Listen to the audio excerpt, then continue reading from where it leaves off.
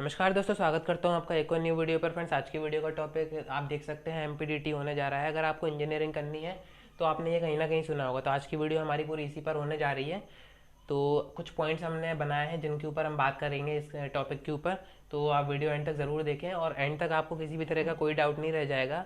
देखिए friends, first जो हमारा पॉइंट है वो है हमारा व्हाट इज़ एमपीडीटी। एमपीडीटी आखिर होती क्यों है, इसमें हमें क्यों अपना नेम देना चाहिए और इसके थ्रू हमें क्यों इंस्टीट्यूशन में एडमिशन करवाना चाहिए, तो इसी पे हम बात करेंगे। देखिए एमपीडीटी एक काउंसलिंग होती है जिसमें कि आपको अगर गवर्नमेंट इंस्टीट्यूशन चाहिए और आपको या फिर प्राइवेट चाहिए जो कि गवर्नमेंट एफिलेटेड हो, जैसे कि हमारा आरजीपी भी हो गया, यूईसी, रीवा इंजीनियरिंग कॉलेज, ऐसे बहुत सारे होते हैं, एसएटीआई हो गया हमारे विदिशा का।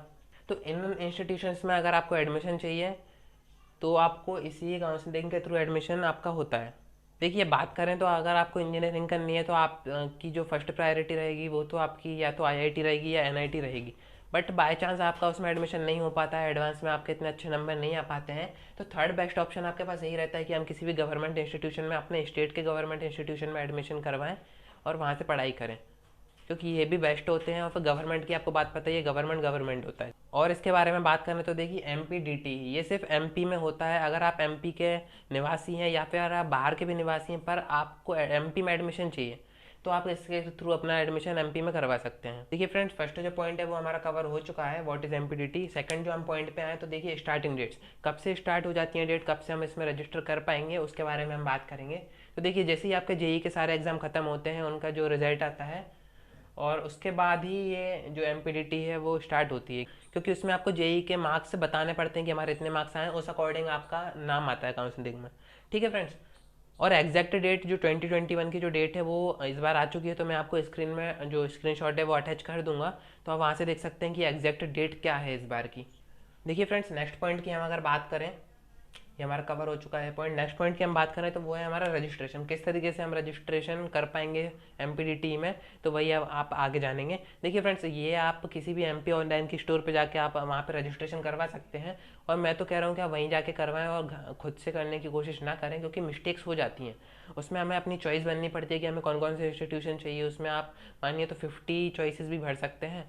तो मैं तो यही कहूँगा कि आप वहाँ जाके कराएं, तो वो अच्छी तरीके से कर देंगे, क्योंकि उनका रोज़ का यही काम है। आप खुद से घर पे करने की कोशिश करेंगे तो कहीं ना कहीं आपकी मिस्टेक हो जाएगी, और जितनी भी आपकी जो फीस रहेगी इसकी वो पूरी आपकी बेकार हो जाएगी। कुछ रजिस्ट्रेशन में आपको 15 से 30 रुपये के आसपास कुछ फीस पे आपको पे करनी पड़ती है यहाँ पे, तो आप किसी भी एमपी ऑनलाइन स्टोर जाके ही करें तो ज़्यादा अच्छा रहेगा। फ्रेंड, जैसे ही डेट आएगी तो मेरा तो कहना है कि आप उसी दिन वहाँ पे एमपी ऑनलाइन पहुँच जाना इसके रजिस्ट्रेशन के लिए, क्योंकि इसके जो फर्स्ट सेकंड राउंड्स होते हैं उसमें काफ़ी ज़्यादा फिर दिक्कत पड़ जाती है अगर आपने देरी से रजिस्ट्रेशन करवाया। ये रजिस्ट्रेशन आपका ऑफिशियल वेबसाइट एमपीडीटी की वेबसाइट जो रहती है उसी पर होता है, तो आप चाहें तो आप खुद भी ट्राई कर सकते हैं। जी फ्रेंड्स, रजिस्ट्रेशन जो है वो आपका पॉइंट कवर हो चुका है।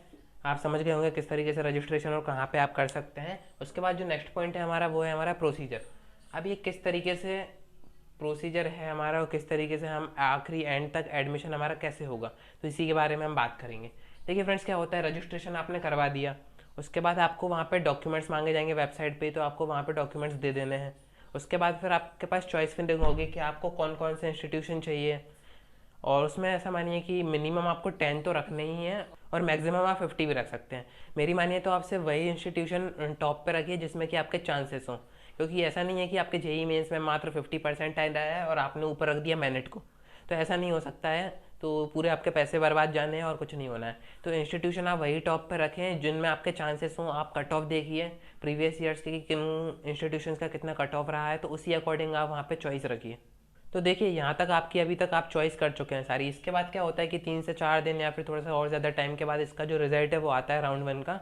वहाँ पे आपको जितने भी आपकी चॉइसेस है उनमें से जिसमें भी सीट्स अगर वैकेंट रहती हैं तो वहाँ पे आपका अलॉटमेंट हो जाता है, वहाँ वो सीट आपको दे दी जाती है। इसके बाद की प्रोसेस आप देखिए तो वहाँ पे आपको एक बार इंस्टीट्यूशन में जाके वहाँ पे फिजिकली रिपोर्ट करना पड़ता है। वहाँ पे डॉक्यूमेंट्स कुछ वेरिफिकेशन होता है थोड़ा बहुत, वो आपको वहाँ पे करवाना पड़ता है। और जो भी आपकी ब्रांचेस से रिलेटेड इंक्वायरीज हैं वो आप वहाँ पे कर सकते हैं। वैसे ब्रांचेस आपको यहीं पे करना पड़ता है रजिस्ट्रेशन के टाइम पे।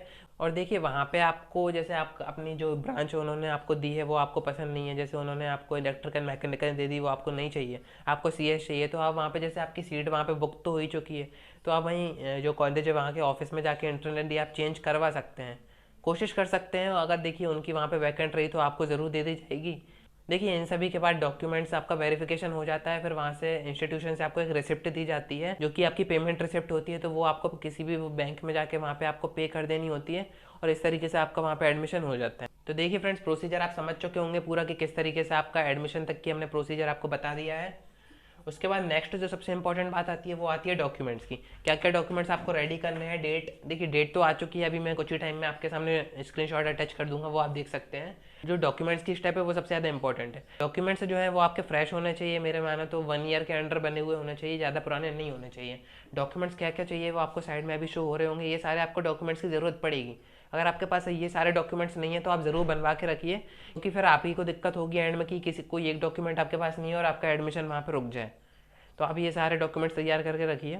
तो फ्रेंड्स, आज की वीडियो में इतना ही। अगर वीडियो पसंद आई हो तो अपने फ्रेंड्स में शेयर कीजिए, और भी अगर कोई इन्फॉर्मेशन वहाँ से आती है, कोई न्यू अपडेट आता है, तो वो हम आपको वीडियो के थ्रू ऑन टाइम दे देंगे। तो आप जो नीचे सब्सक्राइब बटन है वो आप दबा के रखिए।